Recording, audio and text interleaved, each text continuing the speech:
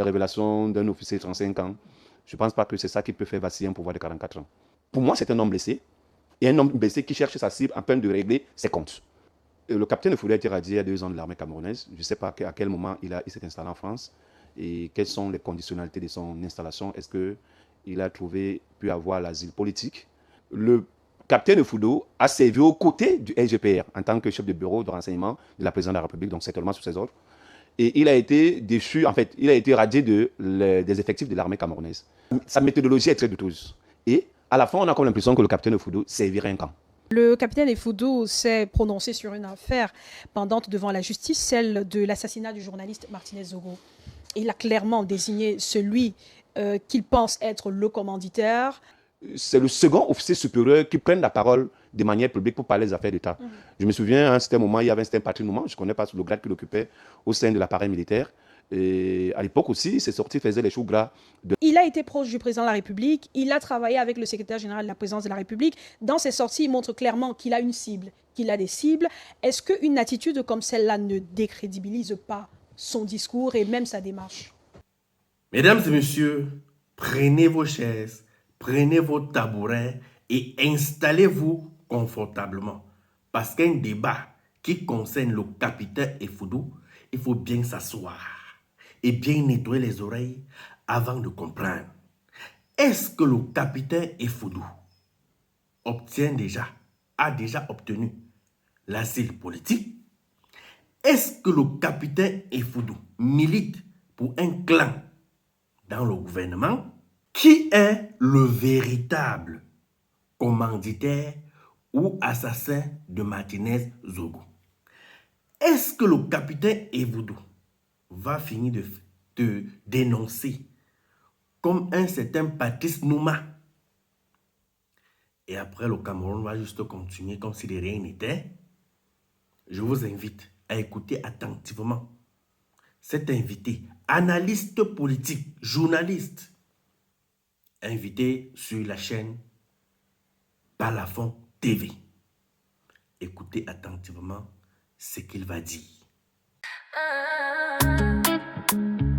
Découvrez Wapi, la plateforme tout en un qui répond à tous vos besoins. Profitez d'une multitude de services. Réservez une chambre d'hôtel ou louez un véhicule selon vos besoins. Une seule application, Wapi. Si vous êtes chauffeur, avec Wapi Pro, recevez des demandes de courses en temps réel et augmentez vos revenus grâce à une plateforme conçue pour les professionnels du transport. Que vous soyez chauffeur de taxi, VTC, mototaxi, Wapi Pro vous permet de recevoir plus de demandes, d'augmenter vos revenus et de développer votre activité chaque jour. Disponible à Yaoundé et à Douala. Téléchargez dès maintenant Wapi et Wapi Pro sur Google Play et l'App Store. Pour plus d'informations, rendez-vous sur wapi.fr. Contactez-nous au 697 97 97 25. Éric Pépin-Bicaye, analyste politique, est avec nous. Bonsoir, bienvenue. Bonsoir Claude, bonsoir ensemble de nos téléspectateurs. Ces sorties, à date, ça fait 6 sorties déjà du capitaine Foudou. Ces sorties qui sont devenues de véritables rendez-vous. Le capitaine Foudou est-il la nouvelle star des réseaux sociaux et pourquoi, selon vous? Nouvelle star, non. Je pense qu'il faut interroger le contexte ou le prétexte. Le contexte de la sortie de cet officier supérieur de la gendarmerie arrive dans un contexte, je dirais, d'un grand débat sur une problématique qui est revenue au devant de la scène, celle du trafic illicite de l'or au Cameroun. Vous voyez que ce débat a alimenté la presse pendant peut-être 1 mois ou 2 mois. Mais une fois que le capitaine Foudou est sorti, on a eu comme l'impression que l'opinion publique, nationale notamment la presse, que ce soit cybernétique ou bien la presse classique, n'en parle plus. Et a orienté son regard sur ces déclarations aussi croustillantes. Mais en réalité, pour la quasi-totalité des citoyens, ces déclarations et ces sorties ne surprennent pas.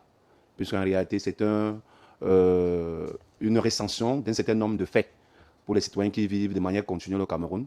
Ne peuvent pas être aussi surpris de ce que déclare le capitaine Foudou. Donc, dans ce contexte-là, on voit bien que le capitaine a été capable de pouvoir appliquer une théorie qui est vieille, celle énoncée par Charles Pasqua, ancien ministre de l'Intérieur français, qui disait que lorsqu'on est noyé dans une affaire, il faut créer une affaire dans l'affaire de nature à ce qu'on puisse oublier l'ancienne affaire.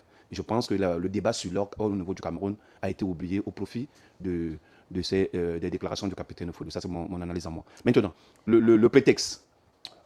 Si on interroge également le prétexte de cette sortie, on se rend compte qu'il arrive également dans une autre série de faits. Le président de la République étant absent au pays depuis 73 jours, il est rentré hier, ça a donné droit à un certain nombre de positionnements d'un certain nombre d'acteurs, peut-être, qui font aujourd'hui, qui décrédibilisent en fait leur action au sein des institutions au travers d'un certain nombre de postures ou alors d'hypothèses qu'a énoncées le capitaine Foudou durant ses sorties. Maintenant, les sorties pour la plupart sont faites à travers les médias sociaux. Donc forcément, c'est un régal pour un certain nombre d'internautes qui aimeraient, en fait, qui sont avides de pouvoir avoir des nouvelles de la haute hiérarchie et qui mieux que le capitaine Foudou pour les servir ces types d'anecdotes dans un média qui prend de l'ampleur, celui de la presse cybernétique. Donc, pour moi, ce n'est pas une star. Je vais analyser le contexte et maintenant, j'essaie de mettre des hypothèses au niveau du prétexte pour comprendre que ces sorties, forcément, ont un objectif. Peut-être on reviendra tout à l'heure dans le cadre de notre échange. Évidemment, mais dans quel contexte, Éric Pépin, on pourrait classer ces sorties du capitaine Foudou? Est-ce que c'est une prise de position? Est-ce que ce sont des dénonciations? Est-ce que ce sont des révélations? Qui dit révélation dit peut-être des choses qu'on ne connaissait déjà pas. J'insiste à dire que pour moi, qui observe la scène publique camerounaise depuis une dizaine d'années, les déclarations du capitaine Foudou ne sont pas une surprise. Si vous les analysez, vous allez voir qu'il touche le secteur de la corruption. On est arrivé plusieurs fois à être champion du monde. En fait, l'un des pays les plus corrompus au monde. Si on est arrivé à ce classement, ce sont les institutions internationales qui l'ont fait, Amnesty International, pour ne pas la citer. Ça veut dire que forcément, il y a un terrain qui est fertile. Pour qu'il y ait corruption, il faut qu'il y ait un corrompu et un corrupteur. Et sur près de 20 ans maintenant, un certain nombre des institutions qui nous accompagnent dans la question de développement ont toujours dénoncé cette corruption-là. Il parle forcément des tribalismes, il parle du trafic d'influence, il parle d'un certain nombre de faits, des problèmes de mœurs, oui. Voilà, par exemple. Mais ce n'est pas surprenant. En réalité, pour nous qui sommes au Cameroun, peut-être, là maintenant, il parle d'autorité parce que pendant très longtemps, il a été le chef du renseignement au niveau de la présidence de la République. Ça veut dire qu'il était au cœur d'un certain nombre de dossiers qui étaient parlants, qui avaient les acteurs, et où on pouvait être capable de pouvoir identifier les différents adjuvants d'un certain nombre de problèmes au sein du pays. Mais pour moi, j'insiste à le dire, ce n'est pas une surprise ce que dénonce le capitaine Foudou. Maintenant, il y a également un autre pan sur lequel on pourra analyser pour dire que ce qui peut être attractif dans ces sorties, c'est que c'est un officier supérieur. Et dans notre contexte à nous, de devoir de mémoire, je pense que c'est le second officier supérieur qui prenne la parole de manière publique pour parler des affaires d'État. Je me souviens, à un certain moment, il y avait un certain Patrick Nouman, je ne connais pas le grade qu'il occupait au sein de l'appareil militaire. Et à l'époque aussi, ces sorties faisaient les choux gras de la presse cybernétique. Est-ce que ça a eu un impact considérable sur le système et le fonctionnement des institutions? Je ne pense pas. C'est le second, comme je le disais, officier supérieur qui prenne cette posture-là. Est-ce que ces sorties peuvent avoir un impact sur le fonctionnement du système? Je suis toujours dans une interrogation en disant que je ne pense pas et je ne pense pas. Vous avez essayé de rappeler les sujets qu'il évoque. Il parle de mœurs, il parle de corruption, il parle de problèmes politiques, notamment la situation dans le nord-ouest et le sud-ouest, la guerre dans le nord-ouest et le sud-ouest. Il parle de la situation de la Sonara, il parle des conflits d'intérêts, ainsi de suite. Mais est-ce que ce sont des réalités propres seulement au Cameroun? Et pourquoi ça fait problème actuellement? Puisque ce sont des situations à chaque fois dénoncées par des Camerounais, ça et là, soit dans les médias, soit sur les réseaux sociaux. Je pense que, j'insiste à dire que la sortie du capitaine Foudou prend toute son ampleur parce que c'est un officier supérieur. Il a été au renseignement, c'est-à-dire très proche du président de la République. Mais, vous l'avez dit d'ailleurs dans votre relance, un certain nombre de Camerounais depuis 20-30 ans travaillent sur ces axes-là et font régulièrement la dénonciation sur la gestion des institutions de la République et sur le pouvoir décentralisé qu'on a conféré à un certain nombre d'individus. Et ces citoyens, d'ailleurs, pour la plupart, ce sont des journalistes, estiment que le trafic d'influence s'est greffé au cœur du système de gouvernance de notre pays. Bon, maintenant, les sorties du capitaine Foudou ont un avantage, c'est que c'est beaucoup plus spécifique. Les noms des acteurs sont cités, en fait, sont listés à chaque fois qu'il fait des sorties. Bon, quel qu'en soit le cas, on voit un peu certaines hésitations lorsque les questions sont très pointues, parce qu'il faut avoir cette observation. Il a jeté son dévolu sur un certain nombre d'acteurs. Et lorsque les questions sont plus prégnantes, on voit bien qu'il recule. Il ne veut pas aller au chaudron comparativement à ce que ces sorties veulent faire croire. Il y a un certain nombre d'acteurs qui sont sur la place publique, qui ont déjà un certain nombre de révélations qui sont connues. Donc, il revient seulement pour essayer de... Mais lorsque le journaliste, votre confrère, essaie de pousser le vice plus loin, on sent très bien que le capitaine Effudo recule. Il a de la peine à pouvoir y aller. Pourtant, il le dit très bien, il a détenté un certain nombre d'informations qu'il aurait portées même sur la table du chef de l'État. N'est-il pas prudent ou alors son attitude montre une volonté de dissimuler certaines informations dans sa dénonciation? Du moins, dans sa méthodologie est très douteuse. Et à la fin, on a comme l'impression que le capitaine Effudo servirait un camp. Je vous ai dit tout à l'heure que la théorie de Pasqua a toute son essence ici dans sa sortie. Il faut noyer, en fait, il faut créer une affaire dans l'affaire, afin qu'on puisse oublier l'affaire précédente. Et dans notre contexte, le débat est animé, non pas sur le long séjour du président de la République à l'étranger, mais sur le trafic illicite de l'or au Cameroun. Et les journalistes ont poussé les investigations loin, très très loin, en citant des noms, en citant les réseaux de trafic, en citant les points de collecte et en citant les marchés de commercialisation. Ce débat s'est estompé à la suite de la sortie du capitaine Effudo. Et bon nombre d'observateurs pensent qu'il est en train de faire ce qu'on appelle, les Espagnols appellent la remontada, au profit d'un camp qui était déjà en mauvaise posture par rapport au sein de l'opinion publique nationale et internationale. En 6 sorties, le capitaine Effudo a prononcé le nom du SGPR 6 fois, et voire plus. Du moins, le nom du SGPR est revenu dans chacune de ses sorties. Est-ce qu'on peut y voir une fixation ou un règlement de compte? Du moment où vous restez ferme sur votre position, il s'agit clairement d'une stratégie bien préparée visant à nous faire changer de sujet, changer de priorité. Ça, c'est le premier objectif et il a été atteint. Le second objectif, c'est que le SGPR est secrétaire général de la présidence de la République, ministre d'État, et il est dépositaire de la délégation permanente des signatures depuis 2019. C'est un homme clé du système BIA. À la limite, c'est un ouvrier de premier ordre dans la prise de décision d'un certain nombre de décisions. Le capitaine Effudo a servi aux côtés du SGPR en tant que chef de bureau de renseignement de la présidence de la République, donc certainement sous ses ordres. Et il a été déchu, en fait, il a été radié des effectifs de l'armée camerounaise. Ça s'est passé en mai 2024, donc tout récemment. Seul le président de la République a l'amabilité de pouvoir radier un officier supérieur. Encore plus, il faudrait que le dossier disciplinaire lui soit porté sur sa table. Et dans ce contexte, c'est le SGPR qui aurait porté le dossier disciplinaire sur la table du président de la République pour signature.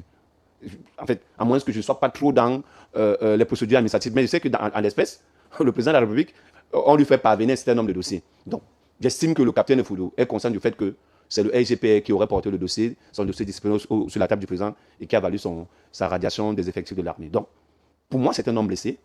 Et un homme blessé qui cherche sa cible en peine de régler ses comptes. Et la cible est toute prouvée, c'est le SGPR. Donc, ses sorties, ses déclarations contre lui, pour moi, ce n'est pas une surprise. Il faudrait forcément qu'il essaie de se venger de ce qui lui a été fait, c'est-à-dire le fait qu'il ait été radié des effectifs de l'armée camerounaise et de la gendarmerie nationale. Bon, maintenant, est-ce que tout ce qu'il fait comme déclaration par rapport au SGPR, c'est vrai, c'est fondé? Quel qu'en soit le cas, tous sont les serviteurs d'un homme qu'on appelle le président de la République, M. Paul Biya. Et comme le disent un certain nombre de communicants de ce parti-là, il a encore la justesse nécessaire pour pouvoir juger du bon grain de livret autour de lui. Sa proximité avec le chef de l'État, du moins sa proximité d'antan avec le chef de l'État, selon certains, crédibilise son discours parce que c'est un homme qui a travaillé au renseignement, qui connaît qui a beaucoup d'informations. D'ailleurs, son carnet est devenu très célèbre, tout comme ses sorties. Mais il a été proche du président de la République, il a travaillé avec le secrétaire général de la présidence de la République. Dans ses sorties, il montre clairement qu'il a une cible, qu'il a des cibles. Est-ce qu'une attitude comme celle-là ne décrédibilise pas son discours et même sa démarche?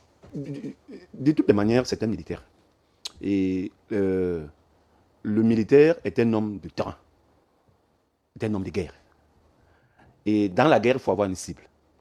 Je vous ai dit tout à l'heure que si vous écoutez très bien le discours du professeur, du capitaine Effudo, à la limite, il y a un peu d'incohérence. Bon, cette incohérence dénote du fait qu'on sent bien qu'il ne s'est pas préparé à ce type de communication. Ou alors, il n'a pas mesuré le succès de sa communication. Sa communication est partisane. Elle cible un certain nombre de collaborateurs, non pas à l'intérieur des structures déconcentrées, mais à l'intérieur de la structure centrale de la présidence de la République. Et, vu le contexte dans lequel le capitaine Effudo a fait ses sorties, on comprend clairement que il est comme le soldat Ryan, qu'il faut impérativement sauver au sein de l'appareil étatique, au sein des collaborateurs du président de la République. Et il est en train de faire son boulot. Ce boulot-là se ressent. Et ça dénote un peu du fait, tout ce qu'on dit là, que la bataille pour la succession à la tête de l'État est lancée. Et cette bataille se déroule au sein des collaborateurs du président de la République, où chacun est en train de vouloir faire constituer des camps, pour ne pas dire des gangs, afin d'avoir un maximum d'aura au sein de l'opinion. Donc, jusqu'à présent, dans les sorties du capitaine Foudou, je ne vois pas une sortie de nature à faire de lui un patriote. Je vois plutôt des sorties de nature à crédibiliser la thèse des règlements de compte pour ceux qui auraient pu lui faire la peau. Vous avez vu les sorties du colonel Badjek, si vous écoutez très bien, il le dit clairement, il est la cible d'une cabale désormais, forcément à laquelle lui, il ne se serait pas attendu à être impliqué à l'intérieur. Mais son nom revient, et pas de si bonne manière. Il a fait plusieurs sorties pour tenter un peu de décrédibiliser les sorties du capitaine Effoudou. Mais c'est la parole du capitaine Effoudou contre celle du colonel Badjek, ou bien contre le silence de la quasi-totalité des responsables de la République et contre qui sont énumérés. Voilà. Et contre la parole de la dame qui l'accuse, voilà. Puisqu'elle-même aussi multiplie les sorties sur les réseaux sociaux. Est-ce que le capitaine Effoudou dit tout? Quels sont les non-dits de ces sorties? Je ne saurais pas à pousser mon analyse jusqu'à ce niveau. Mais je sais, pour l'avoir écouté plus d'une fois, que le capitaine Effoudou ne veut pas tout dire. Il a des réserves, certainement, et il a choisi son camp et sa cible. Parce qu'en réalité, il est dépositaire d'un niveau d'information que s'il voulait tout déballer, je pense que ça aurait ébranlé toute la République. J'ai lu la sortie dans les médias d'une dame, que je ne connais pas d'ailleurs, le professeur Mandop. Je pense qu'elle a été déchue de son titre de son PhD à l'université de Yaoundé 1. Dans les sorties du capitaine Effoudou, je pense qu'il évoque ce problème qu'elle a eu avec le recteur de cette université, le professeur Soso. Donc, vu cet angle-là, je pense que si le capitaine Effoudou veut vraiment parler, tout le corps, un certain nombre d'acteurs de la République seraient ébranlés. Il ne s'apaisantirait forcément pas sur le cas du SGPR ou bien du contre-amiral Fouda, dont les noms reviennent abondamment dans sa littérature communicationnelle. Justement, il y a des noms qui reviennent abondamment. Le nom du colonel Badjek est revenu, il a très vite réagi, il multiplie d'ailleurs les sorties, mais les autres qui ont été cités par le capitaine Effoudou n'ont rien dit jusqu'ici, n'ont pas fait de communication, pas de sortie, si ce n'est peut-être, selon certains, à travers des lanceurs d'alerte et des influenceurs sur les réseaux sociaux. Comment on peut analyser ce silence face à des accusations aussi graves? Je pense que le silence dans ce contexte est aussi une forme de communication. Parce que les noms des personnalités citées, s'ils se mettent sur la place publique pour pouvoir apporter des réponses au capitaine Effoudou, ça forcément légitimerait les hypothèses qu'il émet dans ses communications. Je pense que cette posture aussi est une posture républicaine compte tenu de leur haut degré d'information et de responsabilité. Ils ne sauraient se rabaisser à la communication d'un officier supérieur déchu. Maintenant, est-ce que c'est que le capitaine dit est fondé ou pas fondé? La réaction de ces personnalités citées, forcément, ne crédibiliserait pas, en fait, ne permettrait forcément pas de pouvoir infirmer ou infirmer ces dires. Je pense qu'ils sont dans une bonne posture. Et que peut-être la sortie du colonel Badjek, que nous regrettons d'abord, s'est précipitée. Il aurait également essayé de suivre le train de la communication de ceux qui ont été cités et puis de garder le silence. Je pense que dans ce contexte, le silence peut être le meilleur ami ou bien la meilleure réponse qu'on puisse apporter en attendant fortement que le principal collaborateur, en fait, le principal employeur de toutes ces personnalités, peut-être se penche sur la question afin de chercher la vérité en ordonnant un certain nombre d'enquêtes. Mais pour le moment, ça n'a pas été fait. Ça reste une littérature communicationnelle d'un officier supérieur qui a été déchu de l'armée camerounaise. Il n'est d'ailleurs pas le seul qui a subi cette sanction disciplinaire. Mais si vous voyez bien la liste des personnes qui ont été radiées, je pense que ce sont une dizaine. Il est la seule personne qui est toujours jugée utile de faire une sortie dans un contexte que nous avons analysé tout à l'heure. Et ce contexte, pour moi, décrédibilise pleinement toute la communication, la littérature communicationnelle du capitaine Effoudou. Parce que pour moi, cette communication sert un camp. Dès sa première prise de parole, le capitaine Effoudou a justifié son départ du Cameroun en disant qu'il voulait préserver sa vie qui était en danger, parce que sa tête avait été mise à prix par un commanditaire, le secrétaire général de la présidence de la République. Ça reste ses propos. Le capitaine Effoudou multiplie les sorties, les accusations, les révélations. Qu'elles soient fondées ou pas aujourd'hui, n'est-il pas en train de mettre davantage sa vie en danger, une vie qu'il semblait vouloir préserver en partant du Cameroun? Je pense que le capitaine Effoudou a été radié il y a 2 ans de l'armée camerounaise. Je ne sais pas à quel moment il s'est installé en France. et quelles sont les conditionnalités de son installation. Est-ce qu'il a pu avoir l'asile politique? Est-ce qu'il est protégé par les institutions internationales de droits de l'homme? La France étant un pays partenaire au Cameroun, où il existe des accords de partenariat, notamment dans le cadre de la justice. Est-ce qu'il mettrait sa vie en danger en essayant de communiquer? Je ne saurais pas le dire. Mais je pense quand même que s'il a pu sortir du pays, ça veut dire qu'il bénéficie, ou alors il a bénéficié d'un certain nombre d'accompagnement de la part d'un certain nombre d'autorités. D'ailleurs, quand vous suivez la communication du colonel Badek, il cite des noms, et puis la mécanique mise en place pour permettre au capitaine Effoudou et un certain nombre de personnes qui étaient impliquées dans un certain nombre de scandales de sortie du pays. Je pense qu'il assume pleinement sa posture aussi. Il est extrêmement jeune, je pense 35 ans, capitaine officier supérieur de la gendarmerie nationale, ayant occupé un certain nombre de postes au niveau du pays. Et il prend sur lui la responsabilité de faire une communication de cette envergure. Est-ce que cela pourrait forcément mettre sa vie en danger? Je ne peux pas répondre par une affirmation concrète. Mais je pense qu'en termes d'homme mature, il mesure les conséquences de ses sorties. Et puis, si forcément il avait essayé de mettre le concept de danger à l'intérieur de ses sorties, je pense qu'il ne communiquerait pas. Et il ne faut pas oublier qu'il y a un vieux Buscard aussi qui lui donne la parole, Morgan Parmel, qu'on ne présente plus. C'est un journaliste bien connu de la presse publique et puis qui s'est essayé dans la politique. Connaissant un peu le profil de l'homme, je pense que lui aussi, il se vengerait d'un certain nombre de services que la nation forcément ne lui a pas reconnu. Donc, moi, je suis toujours sur le timing et puis les acteurs de cette communication-là.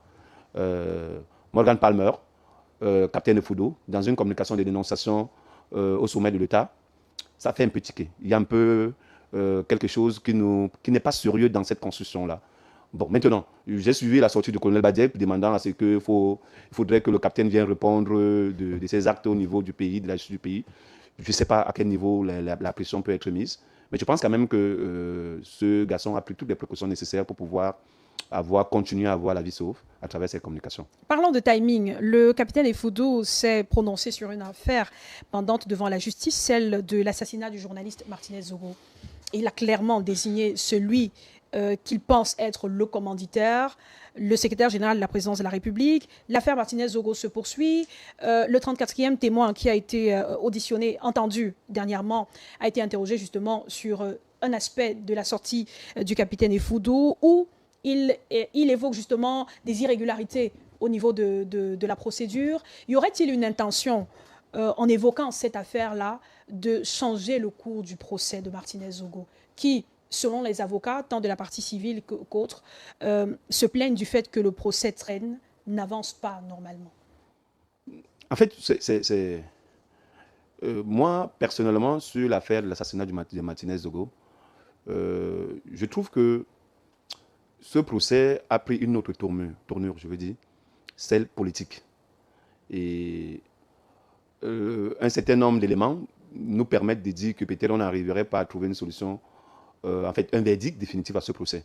Étant donné que la famille n'a pas encore fait le deuil, parce que moi, personnellement, j'aurais voulu qu'on laisse la famille faire le deuil. Au moins que Martinez soit conduit à sa dernière demeure, selon les us et coutumes de sa tradition, et que le procès puisse se poursuivre par la suite.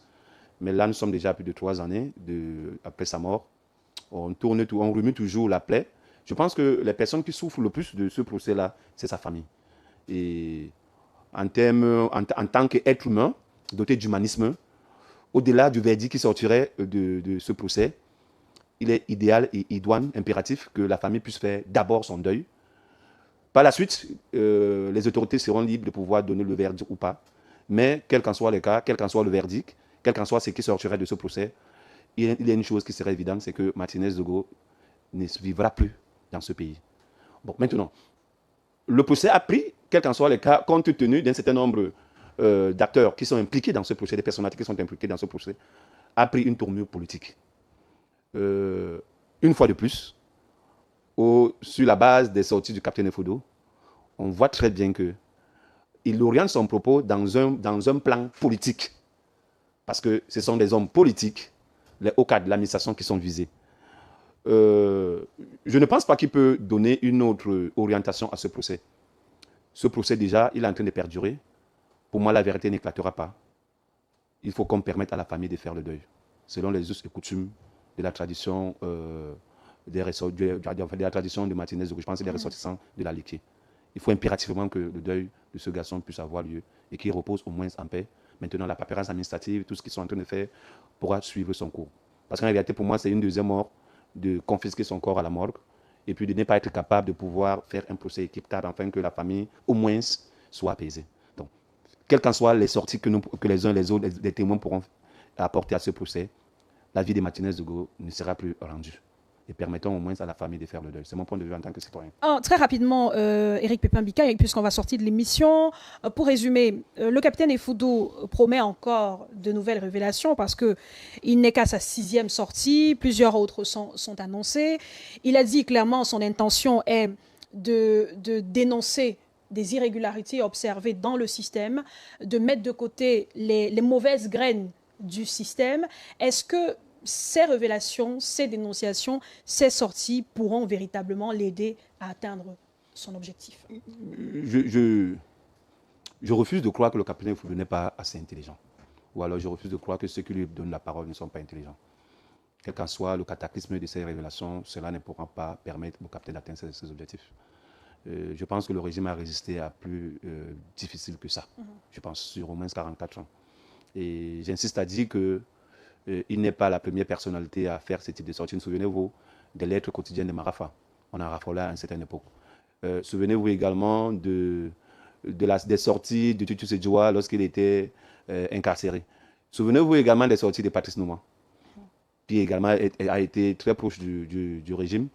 On peut également évoquer un certain nombre de sorties, celle de Mila Souté à un certain moment. Mais je pense que le régime un peu s'accommode de ce type de personnalités qui peuvent sortir des rangs. Souvenez-vous des nombreux livres qui ont été écrits contre ce régime.